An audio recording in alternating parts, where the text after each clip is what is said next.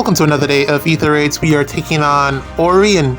We're going to use the team that we've been using quite a bit so far. This is pretty straightforward in terms of just a hit and a run, or maybe a hit and a sit. I don't know. Probably two avenues of approach here with Dimitri and new Sanaki. Yeah, not sure which one to go with. You know, I really love the fact that, thinking about the only version, or one of the few versions of Sanaki, because I think she did get a Brattle Alt. Kid Bride, weird. Flower Girl, makes sense, yeah. Okay, so yeah. The one version, or one of the few versions, was a Red Tome Infantry, and she is absolute garbage at this point in Fae, because she came out like, I don't know man, like way back. Gen 1, maybe Gen 2. Yeah, and she just doesn't cut it anymore.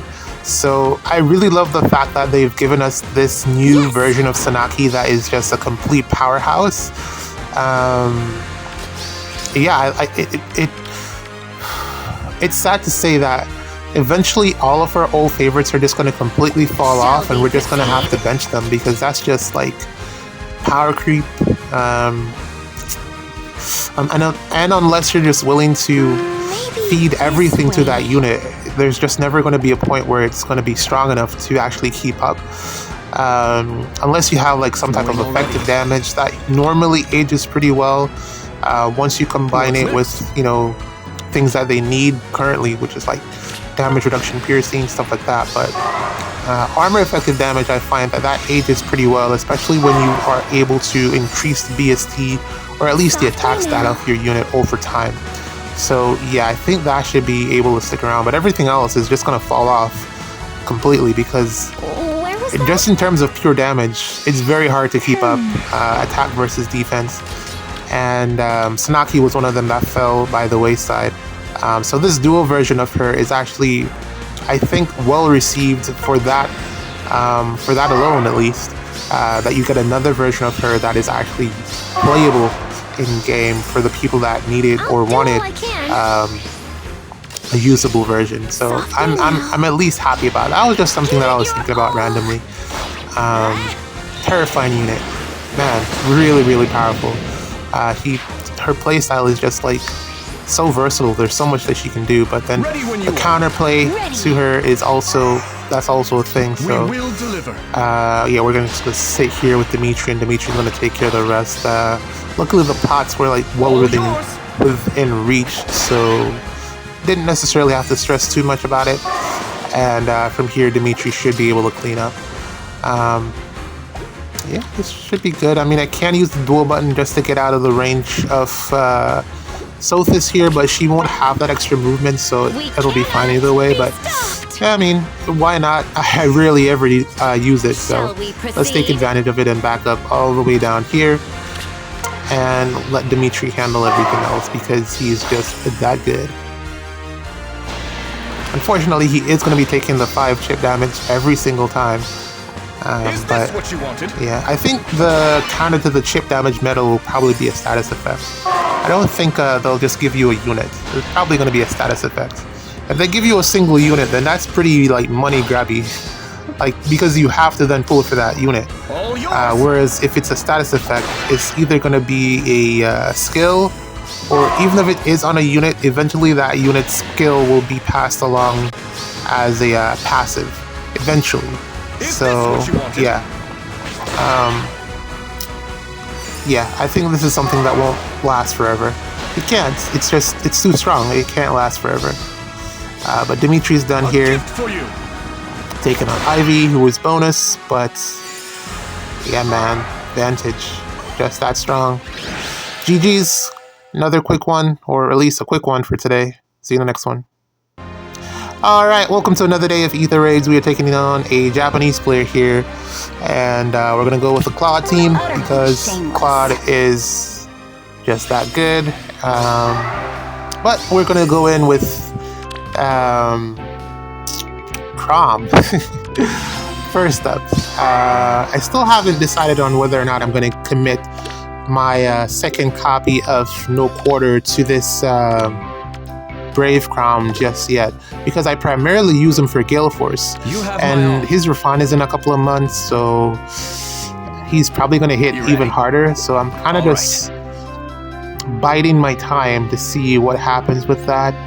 I think I have like 2 copies of No Quarter plus Peony coming plus codes, so definitely some options. So we'll see how that pans out. Yeah, I really like this legendary.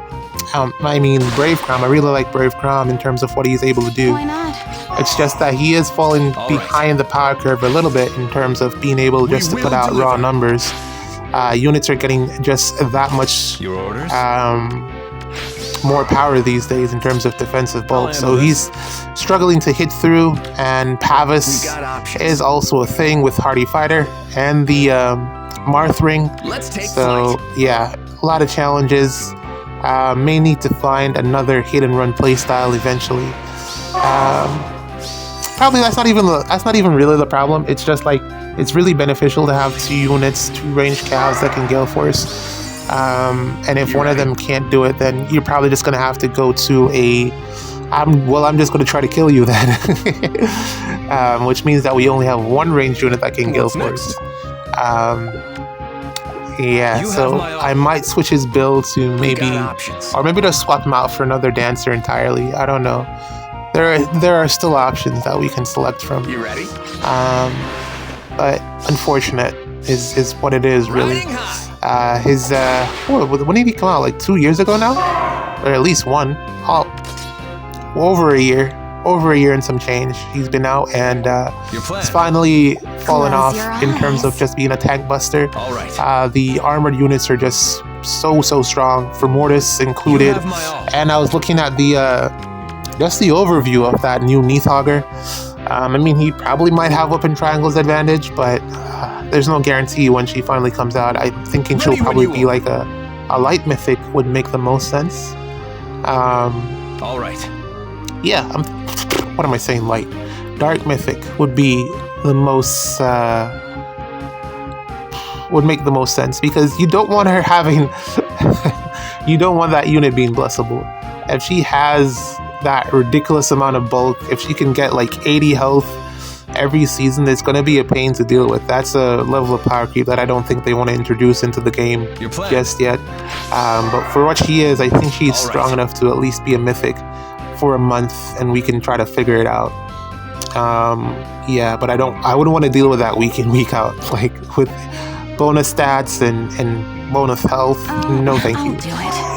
But she has the stuff. She has everything in her kit to be a force to be reckoned with when she comes out. I think maybe like October. That's typically when they do. Well, there's normally one that gets released mid-season. No idea who that might be. Maybe Crestfulger? Did I say that right? The bird one. Maybe the bird one. She looks more like a offense mythic. All right. We will deliver. Your plan. We'll see what they do. We've got options.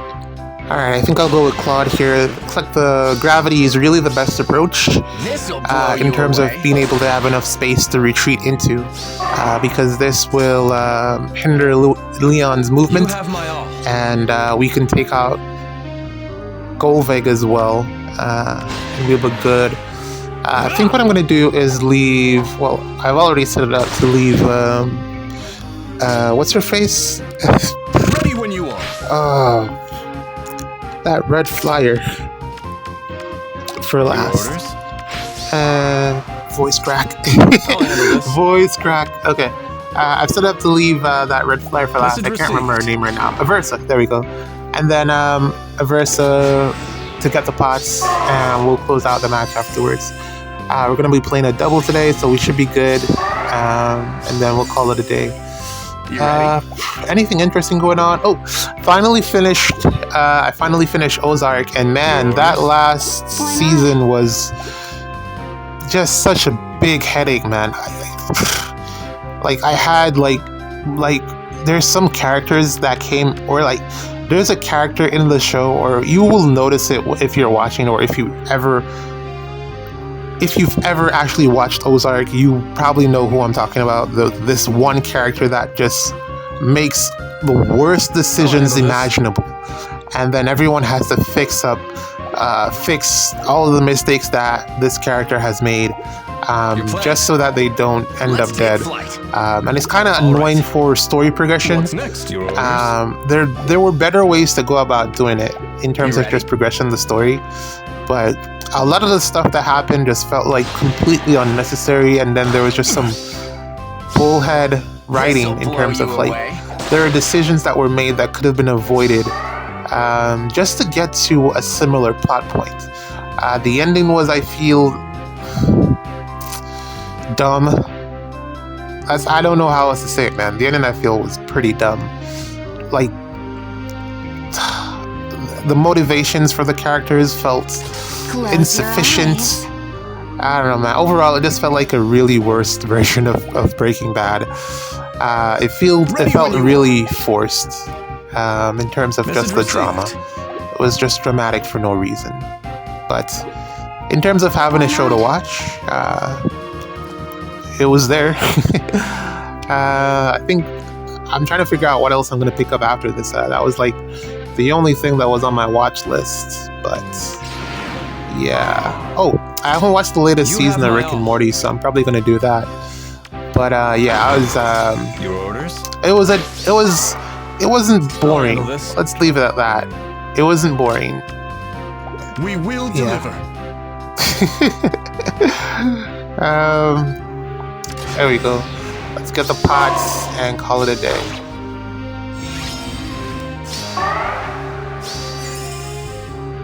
Oh yes, by the way, Your plan. already pulled on the latest banner with the new. She looks like a baby version. She looks like baby Sita, Message received. Kata, whatever. She doesn't look like Message received. you know how like Ready Marth when you looks kind of grown up compared to his baby version.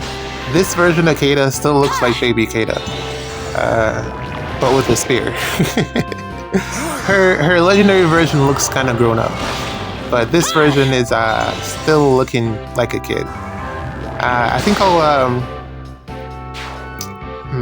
have thoughts, and I'll share them in the next match because this one's already over. So, GG's. Alright, welcome to another match here. We're taking on a Japanese player. Gonna be taking us to at least tier 39, I think, with this match. Double points. This one is a little bit more challenging in the sense that I don't have a specific team to counter this. But also, there isn't a dancer here, so there isn't much that I have to worry about. I'm really just gonna bait dual Sanaki and then figure out everything else afterwards. I'll limit. That's the downside of not having a dancer. The opposing team can really just pick who they want to fight. All you need to do is win one of the fights. That's really all you need to do, and then you can figure out everything else afterward. And as you can see here, pretty much every cav, every armored unit, or at least the one, is plus 10 for no reason. These are not the best investments in my opinion. The fodder is probably better than the units themselves. The offensive capabilities of these units are too fickle to necessitate plus 10ing them. They're gonna fall off, and they're gonna fall off hard. Whereas you look at someone like Ascended Celica, who really will hold value for a good while because of that miracle effect. There isn't much that's going to negate that, and the only way to stop it is to, pretty much outspeed her. Leon, his thing is going to fall off, and Sanaki, well, as you can see here, all I got to do is just be solo, like completely solo, or at least within 3 spaces. And there are units that can just straight up tank her regardless of the amount of merges that she has. So not the greatest investment if you were to ask me. You'd probably be better off investing into like an armored unit or something. I don't know, but range nuke, or at least these range nukes, will not last the test of time. They will get power crept eventually. This is for you. And also, they don't need the mergers. They hit hard enough. When they work really well. they hit hard enough to not necessitate the merges. So we get out of that pretty easily. From here, we just got to take out Leon, and I think I see a path directly to him. We'll just require a dance from Peony, and then Dimitri will smack everyone else, and then we can get the pots. So yeah, I found it very interesting that Keda is able to live a combat against some Leons, not all Leons, but some. And it also depends on the setup. But yeah, even though she doesn't have the sweep effect, they made it so that she can survive with a certain amount of health in Ether raids. Outside of Ether raids, she is dead. Like, and she just doesn't have enough bulk to survive. But in Ether raids, you can make it work. Aside from that, she is actually terrifying. This Keda is such a powerful Omni tank. They went extra ham with her kits. She didn't need to be that strong. I think it's really the true damage that she can get that puts her over the top. They've created a problem. The problem is we now have a new unkillable unit in the game. Granted, we really didn't need another one. There's already Byleth, there's already Myr, and a couple others that are just incredibly tanky. Yeah, Sita did not need to be another one. Wonderful evening. We needed probably like a skill to even the playing field for other Omni tanks to bring back our old Omni tanks, because man, I really want to use my my Ascended Merida to tank stuff again, but it doesn't look like it's going to happen anytime soon. But this Sita is too strong. That damage reduction that she gets against Cavs means that an entire line or an entire unit, like Cav lines, are just like pointless now. Unless you have dual Leon, there's really no point in running a Cav line, because Sita pretty much counters it all. She is just that strong. Cav lines are done. Like, if they were done before, they are definitely done now. Unless you have some type of sweep effect, or I mean, not even Fatal Smoke is going to stop her, because she heals 14 in combat, and when she's just not taking, I mean, she's literally taking no damage in combat, aside from what, chip damage from Golveg, 14, 21 maybe per hit, and it's only if Golveg doubles. It's not fun. She's definitely too strong, man. I was surprised and disappointed at the same time to find that out when I was just doing some testing. I was looking at even the new Merrick that came out. I was like, maybe Merrick can do it, because he looks like he's fast enough, but not at all. He is not strong enough to do any damage to this Sita. She tanks him as well. She murders him. Yeah, they just gave us the most powerful unit in the game now is this Sita. The only thing that can probably stop her is no counter disrupt, the fact that she doesn't have that in her kit. So yeah, there goes that. I mean, there's that to worry about now. You have the Illyrs. It's getting tougher to have a successful defense. Not impossible, but yeah, damage reduction is a thing, man. It is quite a pain. Quite a pain to deal with. Kind of like right now, because I didn't get a bonus skill, so I got to figure out a way to get this Myr off her max, boss level health here, and then figure out, man. I really take back everything I said about this Ratatosker. She is definitely saving me the majority of the time lately, because I don't think I would have been able to. I wouldn't have been able to win this without her, because I definitely needed a kill here for Sanaki. There you go. That's the bonus kill. We strike as one. And that takes us out. So yeah, man, look out for that Sita. If you have any green units that aren't Cavs laying around, you probably want to put some investment into there and see how that can work out for you.